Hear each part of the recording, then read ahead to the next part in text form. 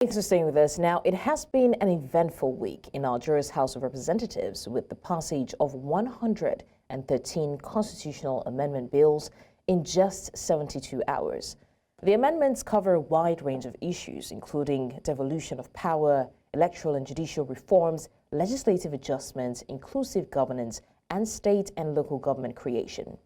However, while the House appears determined to push for key reforms, the sheer volume of legislation passed within such a short period, alongside the reversal of two key bills just a day after their passage, has raised concerns about their implications, urgency, and horse trading behind the scenes.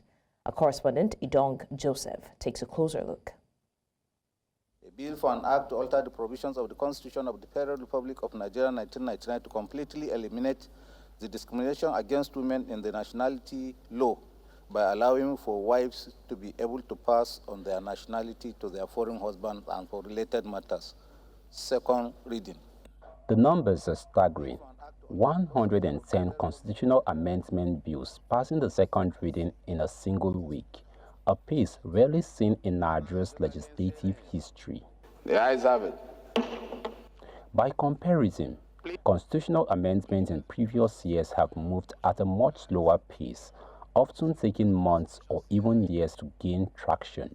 If you're a draft person, you will know the rules in terms of the number of alterations or amendments to a legislation, to an act or the Constitution that you will propose that will require a repeal. When you have about 50% or more, a particular act that is seeking to be amended ought to be repealed. So the number of constitutional amendments being proposed is another evidence that this Constitution has been overworked and reworked. And it is time to start looking at how to make the Constitution really people's constitution. Lawmakers argue that the speed reflects a commitment to closing long-standing constitutional gaps. But some analysts worry that due diligence and thorough deliberation may have taken a backseat to expediency. Even members of the National Assembly who are in the opposition have appeared to be captured already. You know, the reality is that 3 days for 110 amendments, that is shocking. The committee led by the Deputy Speaker have done an extensive job, extensive consultation, several workshops and seminars and meetings. That is the only aspect that will make people like us who are professionals in that space admit that an assembly can pass 100 and something bills in just a week. One of the most controversial developments came when the House rescinded two key bills just a day after their passage. One seeking to remove constitutional immunity for the vice presidents, governors and their deputies, and another proposing death penalty for certain crimes.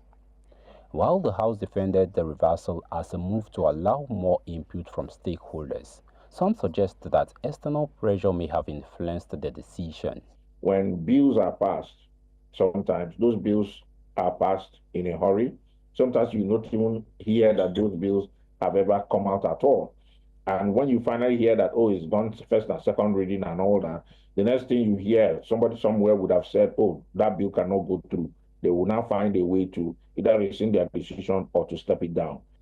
There are mixed reactions as to whether the broad range of amendments truly reflects the aspirations of Nigerians.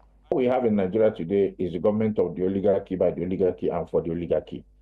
We no longer have, what you and I would probably describe as democracy, which is the government of the people, by the people and for the people.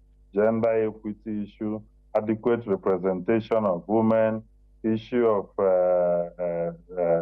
citizenship for spouses of, Nigerian women, and the inheritance, a lot of things reflect,